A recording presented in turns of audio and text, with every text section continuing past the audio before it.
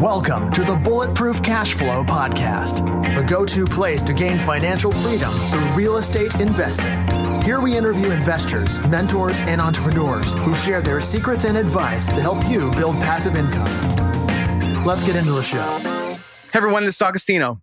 Locating and taking down a deal takes a great deal of effort and work, but it isn't until after you sign the closing papers that the real work of repositioning and renovating a property begins.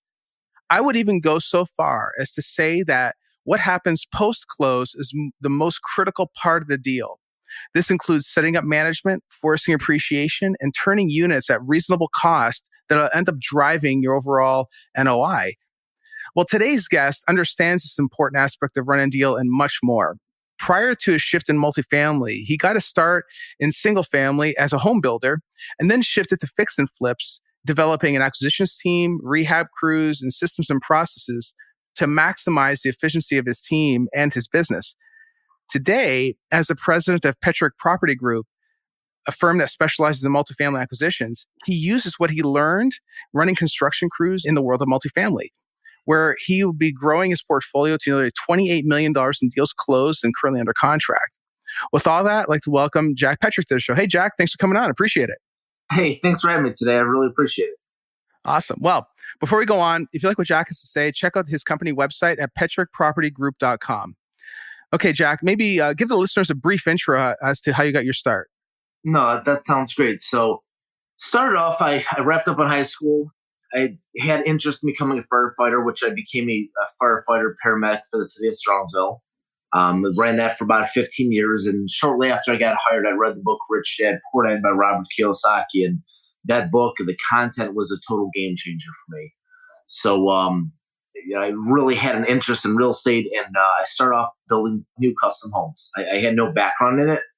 I just purchased every book and every resource on how to build a house, how to be a general contractor, how to run crews, and then just dove into it. It was just kind of a testament to initially start off to see that everything out there that we want to learn is available for us to learn. Through Google, through YouTube, through resources, whatever it is we want to learn, we want to figure out the resources are there. So started off doing that, did that until the housing market crashed. Once that happened, selling houses wasn't a profitable business at that point. So we transitioned and started buying a lot of distressed single-family homes. Some of those initially were flips. The majority of those were actually purchased for the purpose of rentals, singles, doubles, and then also during that time where we're doing flips. So that's kind of how the whole thing started off. At what point did you see the opportunity on the multifamily side then? Like, when was it that you realized, you look up and you see a multifamily, you think, that might be a good opportunity for me to attack it? Like, what was that aha moment? So we got somewhere past like 40 doors on singles and doubles, and we were just having a difficult time financing deals. And then we started just becoming more interested on multifamily. We also became introduced to raising private capital, bringing private investors in deals, and seeing how they can also provide funding and deals for down payments and such. So as we just went further in our journey, we just saw the additional benefits. And it really was a process of getting into 3D seminars, self-taught multifamily courses that really just helped me to understand the business, to understand the benefit of how net operating income solely drives the value of multifamily. So it was kind of just a course of just growing, I guess, with the business too. Yeah, I think that's probably one of the biggest aspects is that when it comes to single family, there's not a whole lot you can really impact to drive overall NOI in a home. It's like you can overbuild a kitchen, but you're only going to get $600 a month in rent because of where it's located, right? Sure. Where in a multifamily, there's so much more you can do to drive that revenue by improving the whole building itself. Yeah, that part is huge. Of course, the area is going to matter, but where it is and how you are able to create your upgrades is going to be a major, major aspect. So one of the critical components when it comes to this business is, I guess, running these crews, right? So maybe talk about a value add scenario where you took down a C-class property or B-class property, and you've had to basically rehab it or something along those lines. Like how do you put those sorts of deals together? How do you figure out what needs to get done in something like that? Exactly. So when we look at a deal, I basically pay no attention to the entering cap rate of the deal. A lot of people get very focused on that, but it really doesn't mean anything to me. My only concern is to take a look at what is the property going to be worth once we're done with the value add process. So the only deals that I'm purchasing are all value add properties. The benefit I have is we can raise private capital, put capital into deal for a couple year period or less, and then because we can force the value, we can force the appreciation of property, it allows us then to be able to refinance the property and cash investors out. So that's why I specifically pursue those properties. One thing that I found that's been pretty common in most multifamily properties in my area and all the properties I've looked at is most owners will suck all the cash out of a deal and put nothing back into them. So everybody is used to seeing the same inventory, the same old kitchens, the same old bathrooms, the same pink or blue tile in the bathrooms. And just the one thing all tenants have in common is they all want a nice place to stay. So when we can buy a property that has some level of distress and we can remodel it, we can now have one of the nicest properties in the area and ultimately have a competitive advantage. Another benefit that it provides us is when we can go in there and be proactive on repairs and have the money to do that, we can eliminate a lot of repairs, maintenance calls, and also at some points just even reduce the amount of staff members we have on board to be able to maintain those properties. Because again, you're going to pay for it one way or the other. You can either pay for it up front and save money, or you're going to pay for it on the back end. There's that saying that ounce of prevention is worth a pound of cure, and that's just so critical in this business. So when we look at a value add deal, I will look at the current financials, and I'm looking to see if the expense ratio is extremely low, which typically somebody is probably not being truthful, if it's significantly under 50%, or if preferably if it's higher than 50%, then there's a level of inefficiency that we can capitalize on. Because we can improve our net operating income either by increasing income or lowering expenses, and typically it's a combination of both. So I'll take a look at that. I will then immediately put my pro forma together. I want to take a look at is what is the maximum rent that I can get in that area. And that's going to be driven by the quality of the product, the size of the unit, and the location. So I'm going to take a look to see what my new rent roll is going to be, and I'm going to put that together. And then in order for me to be able to achieve that new rent roll, I want to put together what is that unit renovation going to cost. Typically, we have one or two scenarios. Either we have what I call a lighter cosmetic turn, which is going to be taking everything back to drywall and rebuilding it out from that point, or it's going to be getting a lot more involved in demoing and gutting kitchens and bathrooms and going a lot deeper with the property and mechanicals. So I'll put it together a budget based upon that. And so that's going to give me a renovation budget.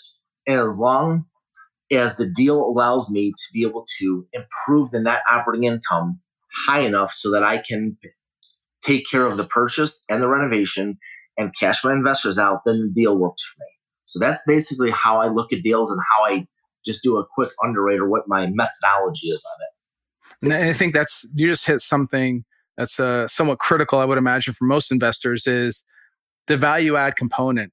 When you're going in and you're determining what sort of build out, what sort of renovation you're going to do to the individual units, you have your own crew, right? You're using your own crew to put all this, like you already know what your costs are from the hourly rate and your materials and all that stuff, correct? Yes, and like in any, if you guys have ever seen Marcus Lemonis of The Profit, how many times does he drive on the fact that you have to know your numbers, and you have to. And a lot of people getting into this, they don't know what they are, and that's fine. We weren't born knowing how to drive a car. We weren't born knowing how to ride a bike, but we figured it out. But if this is a business you want to be in, you absolutely have to know your numbers and what it costs to do the work. Right. But I think a big part of it is that you have your own group, you have your own team, your go-to guys, whether they work for you or they're subcontractors, that you know what these numbers are, right? And you know what it's going to take to turn a unit, right? So maybe on average, like what I guess there is no average, but maybe you have one. I'm not sure, but what sort of average are you putting into a unit when you're taking on a value add deal in Cleveland, Ohio? Sure. So if we're doing a lighter cosmetic renovation, we're running about $5,000 a unit. If we're getting into a heavy rehab, that can easily get to $10,000 to $12,000, and that is going to include gutting the kitchen, the bathroom, rewiring them, new cabinets, floors, drywall, taking everything basically from studs and coming out with that.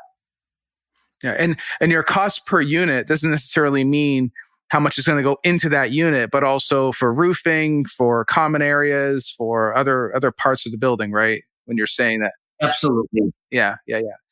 It's just for clarification for the audience, because as soon as they hear $5,000 a unit, it's like, oh my God, that seems like a lot to put into one single unit. But again, if the roof is bad or it needs to be replaced, or you have to repaint the common areas or recarpet it or whatever, that's one number that's used to really demonstrate the cost to repair everything. So maybe let's get into the crew. So you started building out this crew. I mean, you just didn't do it yesterday. You've been working at this for a while, right? As far as the management of the crew, maybe talk about how you set that up and the why you set that up, because I think that that's probably a big part of the success you're having today, is that you're able to control those costs, right? And know who your team is, and you know they're going to be there. Because I think it seems to me like one of the biggest problems for many investors is getting reliable, decent help on a regular basis, right? Absolutely. You're spot on with that. That is probably one of the biggest challenges I hear, but the challenge of that also creates the opportunity for us, because if this were simple, everybody would be doing it. Everybody would be successful at it. But the challenge of it also creates the opportunity. So part of it, I think the first thing of it, it starts with a change in our mindset, because it's quick for everybody to say, it's too hard, there's not enough crews. But there's basically, for me, what I found while doing this, there's been three major hurdles. And there's three hurdles that I have to work on constantly in my business. One is finding deals. The other one is raising capital. And the third one is putting crews together. There's obviously a management piece, but we'll just stick with those three for right now. So when we were having a hard time finding deals, for example, it was easy to blame. Well, it was easy to make excuses, because if we make excuses, it's out of our control. But the reality of it was, I wasn't putting enough time looking for deals or looking for money. So one of the solutions that we came up with, being part of one of my masterminds, is we need to hire out. Again, this is not overnight. This took a long time, but I got to a point that we had enough income coming in that I had to hire an acquisition specialist, for example. So that was a task that needs to be done consistently that I wasn't doing consistently. So if there's something we need to be doing consistently, that's often the first solution to correct that problem. So for example, let me just jump on this and I'll come back to your question. But when we were having a hard time finding deals, I brought in an acquisition specialist. We trained her from the ground up, and she spends 40 hours a day finding deals. And we have a ton of deal flow coming in, because ironically, we're now consistent and looking for deal flow. As far as contractors, most people, when they're complaining they're having a hard time finding contractors, they're not consistently looking for them. Or they will find a couple crews, a couple referrals, they get comfortable with them, and then they stop looking. The real solution is to be constantly looking for crews. The way we do that, and I'll give you the listeners actually like the nuts and bolts how we do this so they can actually apply it. Facebook and Facebook groups has been huge for referrals. If you get on the moms groups, Strongsville Moms, Medina Moms, or whatever your area that you live in, a moms group, there is just a wealth of referrals that you can pick out of there. Indeed, asking referrals of your existing subcontractors and crews for referrals of, do you know good quality guys? Because if you've got a good, reliable crew, more than likely, A players are only going to refer A players. So go to your A players and refer for who do they know. We can also call suppliers. So if we're looking for drywall finishers or drywall hangers, it would be natural to go to a drywall supply house and ask for referrals. Paint stores for painters and vice versa. I had a creative idea. We all think newspapers are dead, right? So in Ohio and Pennsylvania, if you're in the Midwest, we have a group of Amish that just specifically do renovations and work of that nature. So we actually put an ad in the newspaper, because they're not going to be on social media. They're going to read the newspaper. And that drove a lot of referrals to us, because, again, we're just thinking out of the box. If we ask better questions, we're going to come up with better answers. A new thing I'm just starting right now is reaching out to vocational schools. We have a lot of vocational schools that are letting out here for the summer for juniors and for seniors that are looking for employment. They're hardworking. They have common sense, and they want to apply themselves in that position. So basically, the first start of it is just looking consistently for crews. And more times than not, a lot of times that's the biggest problem, is we're not looking consistently. Another mistake I've made was being cheap when I start off with. So there's a saying that says, skilled labor isn't cheap and cheap labor isn't skilled. What that means is when you bring somebody on at $10 an hour because you're trying to save money, there's a good chance they're costing you $80 an hour. Through mistakes, through material that's wasted, and more importantly, the time factor.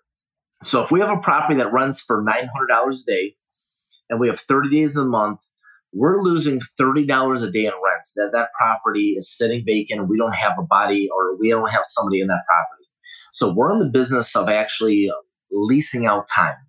If we were selling cars, for example, and we had a bad month, we could just snap it up the next month and recover those sales. Well, in this business, when this time is lost, we can't get it back. So time truly is money in this business. Interesting. When you do spot these people from the vocational schools or they respond to your Facebook ad, how are you vetting them? Are you testing them on a small job first, or are you throwing them in with an experienced person? Like, how are you vetting them to make sure that they actually belong with you?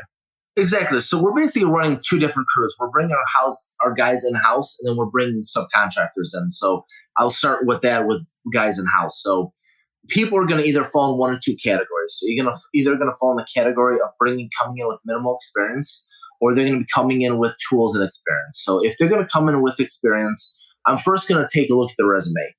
And the only thing I care about is I want to see some sort of a commitment to staying with an employer. So if we're looking at a resume and we're seeing somebody change jobs every 6 to 12 months consistently year after year, realistically, I'm going to have them for 6 to 12 months. I'm not even going to put my time into that applicant. I'm interested in first of all, having some sort of a job history that I can see there's some level of commitment. Once we get past that point, we'll obviously have a discussion about it, and then we'll bring them out into the crew and have them work out for a few days. And I'm not so much necessarily concerned about what the skills they have, because we can easily teach that. But what I'm really concerned about is integrity, honesty, attitude, mechanical aptitude, and their teachability. Because if we can start off with that as the core, we can easily teach them the skills. But we can't take somebody that has the skills and teach them those quality aspects. Right. It is challenging to find this, but they exist. They're all around us. They're literally a referral away from coming onto our team. So oftentimes we'll start them out at an hourly rate, because it's not fair to put them into a flat rate scenario when they don't have the tools, the skills, or knowledge to do the work, because you're just setting them for failure. So we'll start off at an hourly rate. And typically what I will do is I will be aggressively increasing that pay based upon a couple things: their motivation and drive and how fast they want to get the work performed, and then also their ability to pick up additional skills. So the faster they can learn how to run an aerial sprayer, how to install outlets, switches, and just a lot, basic elements, the faster, the more initiative they take, the faster I will be taking their pay up. And ultimately, my goal is to be able to get them to a point that they can turn the entire unit, and then I will switch them over to a flat rate schedule where I basically will determine the cost of labor I will pay for that unit, and that allows them to make the most money possible in that job. A lot of times people will have a mindset where they want to pay the least possible, and we do have to control our costs, but at the same time, the sooner you can give somebody the skills where they can make the most they can, the more likely they're going to stay with you, and that's the true value that we need to be focusing on. Absolutely. I think people also underestimate that whenever you have churn, even at the construction side, that also costs money as well. They have to relearn your process and style of work, and you have to relearn what their capabilities are, and all that is a load. It's an overall load on the business. Yeah, absolutely. So now who's actually running that team then? Are you doing it, or do you have other people that are really keeping an eye on those people? So I initially, for years, it was myself, and just through mentoring and mentorships and growth, it's resulted in my business having to grow with, my businesses had to grow with me in order to grow the business. So one of my guys that I had in house, his name is Caleb. He came on actually as a referral to turn a unit. We built a really good relationship, and he just had the aptitude. He had the desire. He had the common sense. He had the organization to take on the role of being the project manager of our properties. So I've been grooming him and working with him, and basically taking the mistakes and lessons and things that I've made and learned and been passing along to him. And he's just done an amazing job. But a lot of times we're reluctant to turn the keys over. We're reluctant because we don't want people to make mistakes, but mistakes are the only way that we learn. So I'm trying to avoid the big expensive mistakes, but I'm trying to give latitude on the smaller mistakes so through that process that he can learn and develop. But oftentimes people are reluctant to let that control go. But unless you're willing to let your control go and stop micromanaging crews and people, you're never going to grow. Yep, absolutely. So at what point then did you decide that you're going to make this move as far as this letting go then? So is this fairly recent, would you say? Or like how many units did you get up to where you decided, you know what, I need to hire a guy like Caleb to really do this for me? It was probably a year and a half ago that we made that transition and just got to a point that you can only run so many jobs, and you're seeing the balls getting dropped or projects not getting moved, and you're getting burnt out, and your family life is being affected. So there's definitely value if this is your skill set of taking it to a certain level, because the more knowledge you have, the better you're going to be able to do to run pricing, to know what jobs are, and to be able to basically have intelligent conversations with contractors. And when a contractor, so the other thing we also, besides having our crew in house, we also have subcontractors, obviously, for the work that we're doing. Subcontractors, they can smell fear in you. They can smell inexperience. And the more inexperience that you have, the more likely that you're going to be taken advantage of, or the pricing is going to come in at a price that doesn't really make sense. So the experience that we're able to gather and gain, even on one project, we can apply that to the next 1,000 projects. So this information is invaluable. Again, subcontracts, we will definitely use subcontracts for specialty work. So replacing furnaces, boilers, roofs, masonry work, windows. Like, it doesn't really make sense to bring that in-house. It really makes sense to have unit turns and interior modeling, stuff that we have to do constantly that's going to affect our ability to rerun properties out. So that's where we do a lot of in-house. But subcontractors, we have tried to take those tasks on, but in the end of the day, it's just cost us more money because we're taking crews away from turning units, which is a revenue generating activity for the building, and we're having installing windows that we could just flat rate a professional that has a break, has the skills. And so again, that's just been a money losing lesson that I've learned through the years. It's funny you should say that because you're absolutely right. A contractor will smell fear, they will smell inexperience, and then crank up their rates tremendously. I mean, you can bake things into the contract to say that you have 7 days to work on this project, and for every day that you're late, you're going to get dinged $50 a day or something like that. Or every day that you're early, it'll give you a bonus sum or whatever the case may be. But again, if they smell that fear and inexperience, you're done before you even get started. Absolutely. Yeah. Studying this stuff and making it part of your life is so critical. The property management aspect is, in my opinion, aside from buying the property, the most important aspect is to get it to perform. That's the long and short of it. Yeah. Yeah.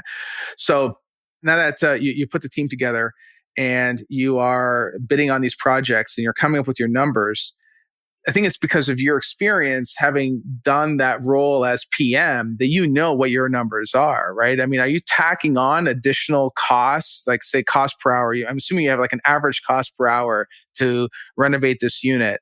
So today it's 5,000. Tomorrow it might be 5,100 because now you've added on additional load. I mean, are you doing that sort of thing, or does Caleb have a hand in your underwriting, or how does all that work? Yeah, absolutely. Let me just mention one point that I didn't mention before, just to kind of touch on the contractors real quick. So we do have our in-house guys, but we also bring subcontractor crews in also to perform unit turns. Obviously, the benefit for them is they should have the tools. They should know what they're doing. They should require less supervision.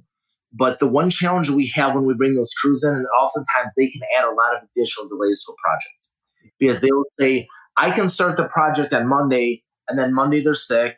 Tuesday is this. Wednesday the car broke down, and then you can burn up a week or several weeks hoping that things are going to come up, and they're going to come, and then they never show.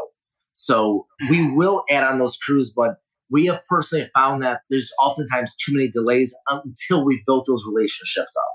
Yeah. To get them to that point. But either way, no matter what direction you go, if it's in-house or a third party, you have to set expectations. You have to address issues quickly and address bad habits. And basically, if you have a gut feeling that somebody is really not working out and communication isn't being effective, you have to fire quickly. because we can't always resuscitate everybody in every relationship that we have. So as far as like how do we come up with pricing, this has been a very, very expensive lesson for me. And this is gonna take some time for anybody that's newer at this, but if you can set the pricing and you start off with the scope of work and the pricing, you're always going to win. If you go to them and you ask the contractor for the price, you're at an immediate disadvantage. Especially if those contractors are busy and they don't really know if they want to work, they're going to shoot high. If they get the deal, great. And if not, they're not going to. So the first thing it starts with is create a scope of work.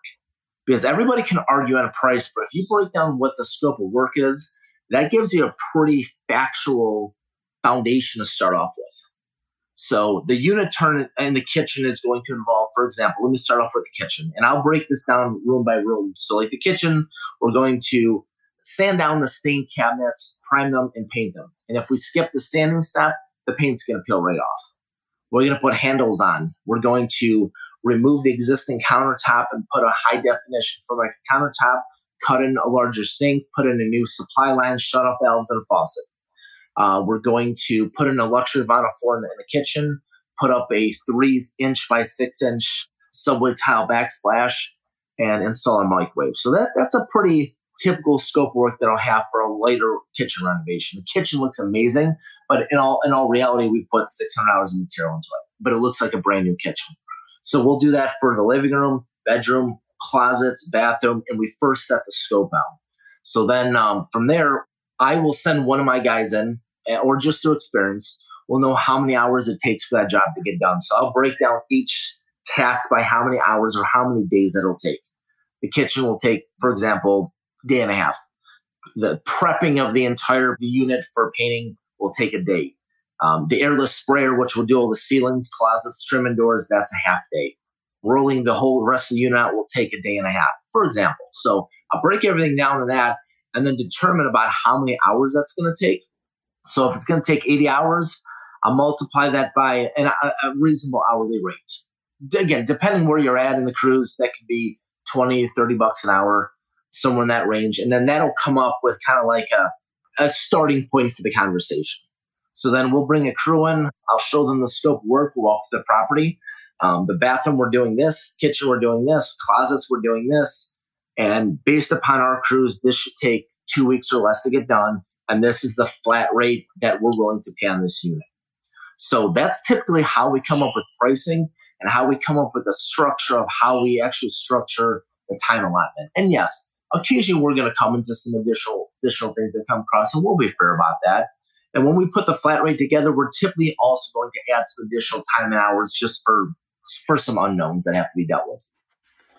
Interesting. And now, are you using software for all this, or are you using like an Excel sheet? Like, I picture some sort of, I guess, a list of different things you just pick from, and then just calculates the number of hours. I mean, is that roughly what we're thinking about here? I've seen other software that has similar functions, but I've never found the numbers really to work out. So a spreadsheet for us has worked out pretty well. And also, once we set the flat rate of that unit, I will then typically provide a bonus of $150 if that unit is done in 2 weeks or less. Yeah. My numbers are running tight, so I can't get too aggressive in providing penalty delays if they go beyond, because I'm controlling our numbers pretty tight. But I do want a bonus. I do want to incentivize if they're able to do it in time, because we all do better with rewards and bonuses than punishment. Yes, we do. Yes, we do. No, but it's actually quite interesting then. So I think one of the big lessons here, one of the big takeaways for sure, is that rather than turning it over to giving the control to the contractor as far as tell me what you think in terms of cost, where you're going in with some intelligence to determine based on experience, based on how other units we've turned in the past, we know that square footage wise, it should take X amount of time and therefore cost X amount of dollars to put in a new floor, put in this new countertop, put in this new backsplash or whatnot. And you figure at $25 an hour on average, it should be X to turn this kitchen, right? And you use a spreadsheet to basically figure that out. And if somebody has the tools, the skills, they're going to work faster, allowing them to make far more than $25 an hour because they're experienced, skills, efficiencies, and tools. And if you bring somebody that comes in that's borrowing hammers from friends and they can't cover the ground, you're not going to be losing. I have lost so much money through the years paying hourly and crews And it is the absolute worst decision you can make in this. Yep. There has to be accountability with the capital that you're putting into the deal, and you have to control that. The other thing that I do is I also provide all the material. And this is critical because I can now provide an apples to apples comparison when we're looking at labor. When people are putting material into the mix, there's a lot of discrepancies that can adjust that. So like when I supply the material, I control the quality, I control the pricing. I'm actually benefiting the contractors so they're not making tons of trips back and forth to the store, which that adds to the overall cost of the project. We can really compare apples to apples on the labor. And I'm also not also at risk of losing a lot of capital. What I mean by that is common sense would dictate that if a contractor is going to supply a lot of material, they would want half down. Well, half down is going to put us in a vulnerability of cutting a check, hoping materials show up. We cut a check for $2,500, $500 of material shows up, and then you never see the guy again. So that capital has now been lost because of that. Because of the volume that we're doing, we're able to go to Barnett Supply, Lowe's, Sherwin-Williams, and actually negotiate and really get the most aggressive pricing on that material. And those savings are only going to be captured if we're the point of purchase on that, not our contractors. For example, Barnett Supply, I've been able to get volume pricing set up, and we're able to buy, for example, a stainless steel supply line for $2 when it's on the shelf for $8. That's just one item. We don't have time to go into all of them, but there's substantial savings. And the time and energy that I put into those cost savings, if I can drill that down into one unit, I can take all that work, those SKU numbers and all that, and just easily reduplicate it and capture those savings on the next 100, 200,000 units. The savings basically come to the equivalent. We can buy a car or two, which each apartment building we buy with being able to control our cost of material. But secondly, controlling the quality of the material. Most people have the mistake of buying the cheapest products possible because it's just a rental. Well, the reality is your tenants are going to be far harder on your products than you and I would be. So I made the mistakes of putting those $30 plastic faucets in, and they snap off in 6 months. Yeah. So now you have to replace it. It's a Saturday. You or a plumber have to go out there on a Saturday, deal with it because the water's coming out everywhere. So like we only put Moen products in. We put all LED lights in so we never have to touch a light bulb again. We put all sealed 10-year lithium-ion smoke detectors so we never have to touch a battery for 10 years. We're putting luxury vinyl floor with like a 12 to a 20 mil wear layer. That's a commercial rated floor so that floor will last, it'll last 20 years. We gave up carpeting years ago because it just gets destroyed. So the better quality you can put into the material, the more longevity you're going to have, the less repairs. And also, you can really reduce your repair crews down once you're holding that stabilized property because you're not going in and constantly turning those items over. Absolutely. Absolutely. Have you ever looked into getting materials from China, that kind of thing, buying it from the container fold, that kind of thing? I have. So luxury vinyl flooring is one of our biggest material items. So it's a very, very high cost. So I actually went to the International Las Vegas Flooring Convention on a whim. I found out about it 2 days prior. And I met like 30 different Chinese manufacturers where we can get the material for, at cost, call it 85 cents a square foot when it's retailing for $3.50. There's definitely a lot of challenges in selecting the right group and not knowing whether or not you're really truly dealing with the manufacturer or if you're dealing with a broker that's supposedly representing that manufacturer that is taking your order and shopping it, order to order to various suppliers. And there's a lot of that does go on. So what I've done in the meantime, I was able to locate somebody out of Columbus that we can buy the material, kind of splitting the difference. I'm paying more, but they stock it. We don't have to deal with 2 to 3 month delays. So that is something that we're interested in. We just haven't yet crossed the fence to make the commitment, wait 9 months and hope the material comes in correctly. Right. Seems to me like there's a whole logistics element to that as far as bringing in an entire container full of materials, storing those materials, and then deploying them on a per job basis and make sure that gets charged to the right building. It's a whole process that has to get built out. Absolutely. Yeah, it's not as simple as just ordering it and slamming it into a deal. There's more thinking that goes behind it. Absolutely. And that's one of the things that I'm actually looking at. I'm looking to actually utilize a lot of the ordering and the prices and stuff that I have, and putting together some sort of like a multifamily buyers group where we can take all of our buying power, all of our relationships, our pricing, and collectively share those to be able to just make it more efficient for operators. Yeah. That's an interesting concept. We should talk about that offline. Absolutely. Just like a couple of things I put together of things to do and things never to do. Like things never to do is we never want to pay a job without saying it. We do not want to allow bad habits and allow individuals, regardless of their skill set, if they come in with a bad attitude, bad rapport, they're going to poison the rest of the team. So no matter how good they are, those people have to be let go because they will poison the team. And it's easy to become lazy and become too trusting with people. And although we want to be able to have confidence and build trust in people, if we're investing with other people's capital, we have a fiduciary responsibility to oversee and not ever have to go back to investors and say, well, I lost X amount of dollars because we got sloppy.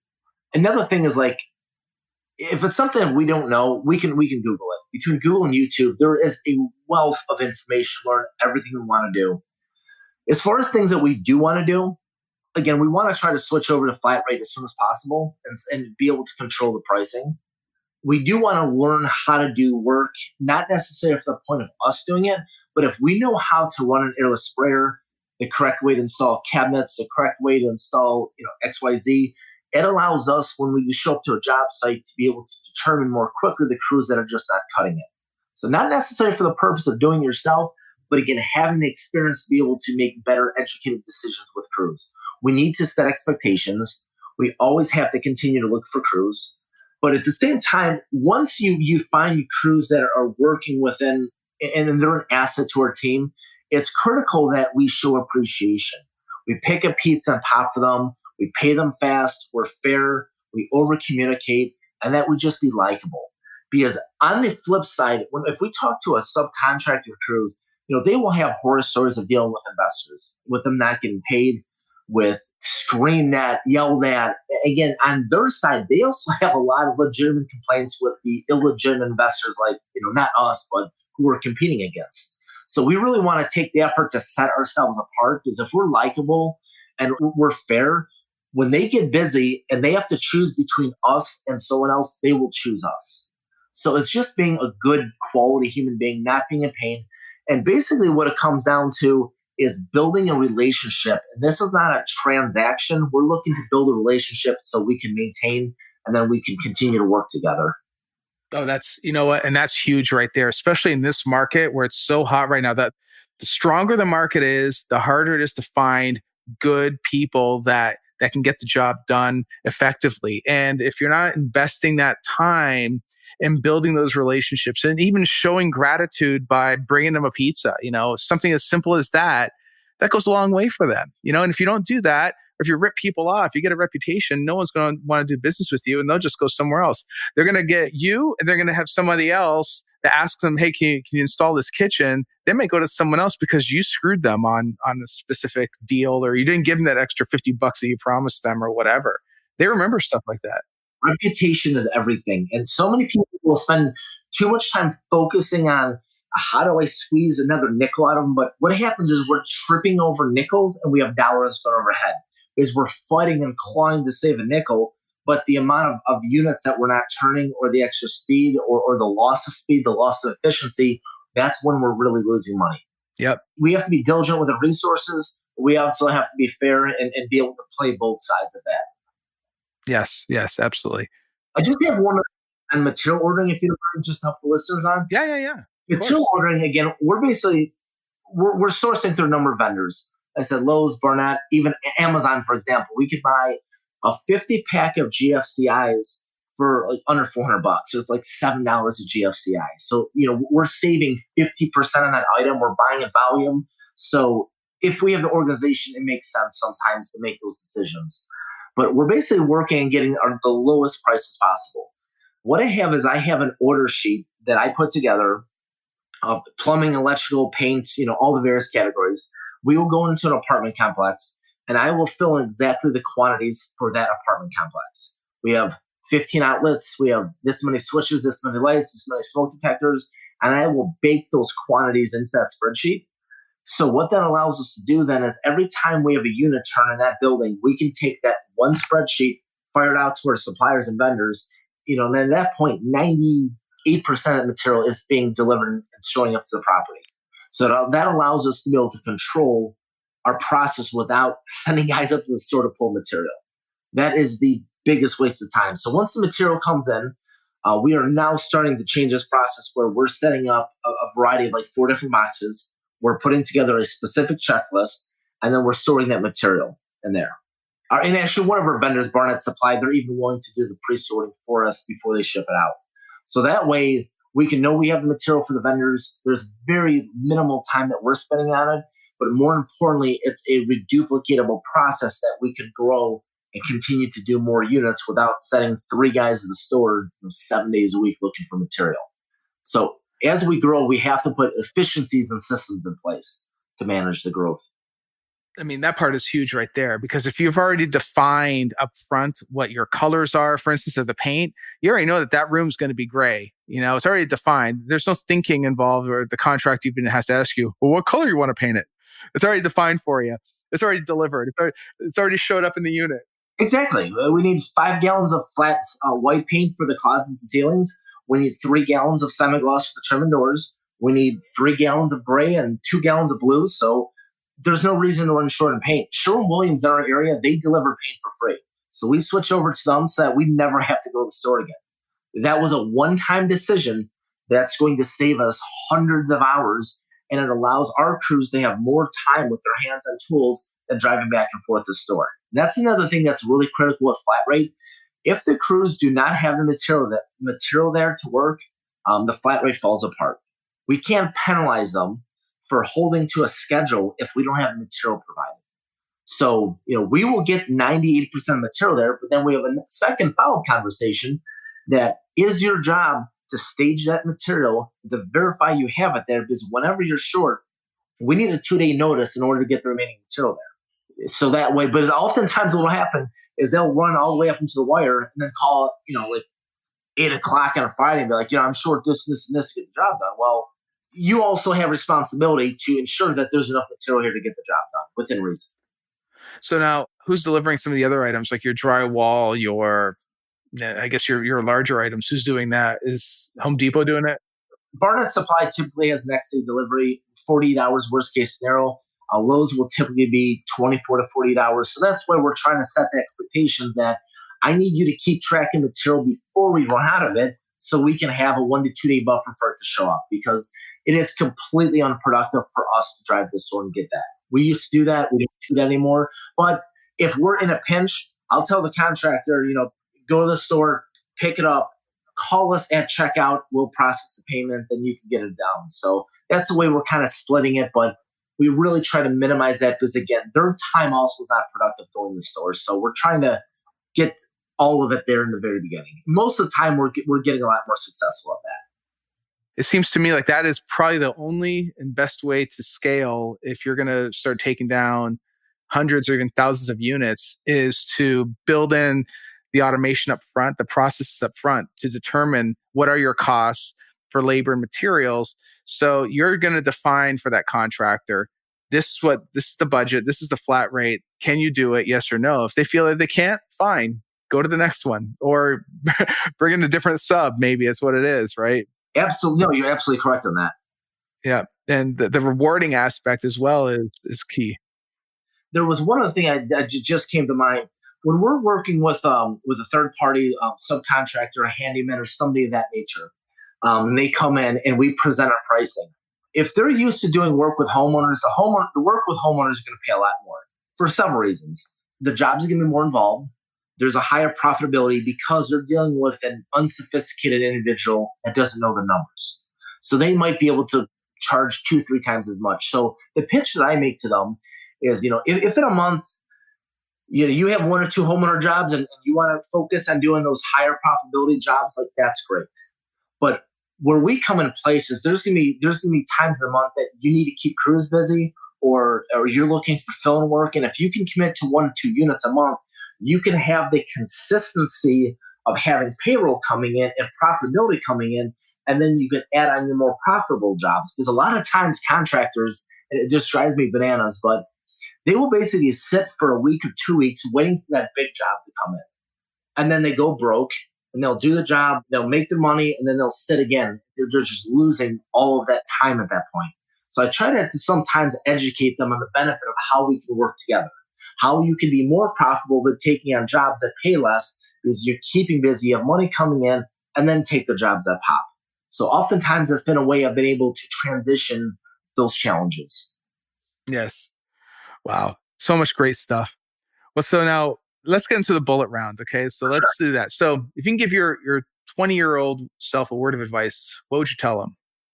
Pay for mentoring, because we're going to learn one way or the other. We're going to learn through mistakes. We're going to learn through lost opportunity. We're going to lose through making, hopefully trying to avoid the really big mistakes that shut us down. Or we're going to pay for advice. We're going to pay for mentoring, and we're going to shortcut those steps. We're going to accelerate our progress. We're going to accelerate our growth. When I look back, I did well in single family, but at the same time, had I focused on multifamily and actually understood the business, understood net operating income, understood the operations, I'd have hundreds of millions of additional real estate right now if I had done that. So being cheap was another big mistake that I made. And I came from a background of being very frugal, but it definitely has taken a lot of personal development. So in order to change that, to be able to change my views, to change how I think, to change on the focus of how do I save money to how do I make money. I feel people do one or the other. They either are focused on coupon shopping, trying to drive the cost as low as possible and be as thrifty as possible. And there's value in that to some extent, but there's also more value in focusing on how to generate revenue, how to increase profitability, how to build teams. That pays far greater because we can only save so much. There's also another thing I had heard a while ago that free advice is expensive advice. And what that involves is going to people that are unqualified and seeking their advice out when they have no qualifications to be able to make an educated decision. Like going to your family of, I'm thinking of getting into rentals. Oh no, this what happened. My friend's cousin's boyfriend's third brother had this happen to him and they lost money. Well, that's great, but they have no qualifications really to speak about that. I want to go to people that have the qualifications and get advice and mentoring from people that are actually qualified to provide that advice. That's right. Personal development has been one of the biggest pieces for me. The book Rich Dad Poor Dad was the book that set everything off for me. But furthermore, there's so much on Amazon and Audible, like the 12 Pillars, the E-Myth, the Darren Hardy with Entrepreneur Roller Coaster. I could go on forever, but Jocko Wilkins, actually, 2 of his books have really been very effective for me. And actually, I just draw a blank of the name of it, but basically just the idea of just completely taking on the responsibility of the decisions and leadership. I'm just looking up right now. Let's see, Extreme Ownership, amazing book. So many times we're very quick to always want to blame somebody else, blame the problem, not take responsibility. And even sometimes I'm running in that with my crews at this point. Well, this didn't happen because the contractor came back to me or vice versa. When in the fact, you own that task. You own that responsibility. At the end of the day, the success or failure of my business falls on me. Yep. And ultimately, everything is my fault. And the success of our crews, everything is actually the success of what my team has done. And all the failures are the result of what I've messed up on. What is your philosophy for success? Like what motivates you? I have like this internal drive to always keep growing. And I don't totally know where it comes from, to be honest with you. I'm extremely driven. Sometimes it might be slightly out of balance, to be honest with you. But I grew up from a great family. We always had what we needed. But at the same time, if we wanted more, we had to fight for it. We had to earn it. And that's one of the things that I'm trying to teach my kids. And it's been harder because we have more money now than what I did growing up. But just like if there's something we need, if we want, we have to produce it. And just starting off with that mindset instead of just being given things, I think has been a big part of what's for me for today. Yeah. Interesting stuff. Good stuff. Well, guys, if you want to follow up with Jack, you can reach him at petrickpropertygroup.com. So much value in this discussion. Thank you so much for your time, Jack. Really, really appreciate it. Absolutely. I really appreciate you having me on. I hope your guests found a lot of value, and I really hope they're successful at really being able to control crews, numbers, remodeling, because it is a lot of work to get it dialed in. But once you have it figured out on one building, you can reduplicate all those learnings, lessons, order sheets, suppliers, vendors, and subs, and repeat it again and again and again. And it just becomes easier as you're more comfortable, more experienced with it. Yes, absolutely. All right. Thank you so much, man. Hey, I appreciate it. Thank you too. Thank you for listening. We hope you enjoyed the Bulletproof Cash Flow podcast. For more free podcasts, articles, videos, and resources, go to www.bulletproofcashflow.com.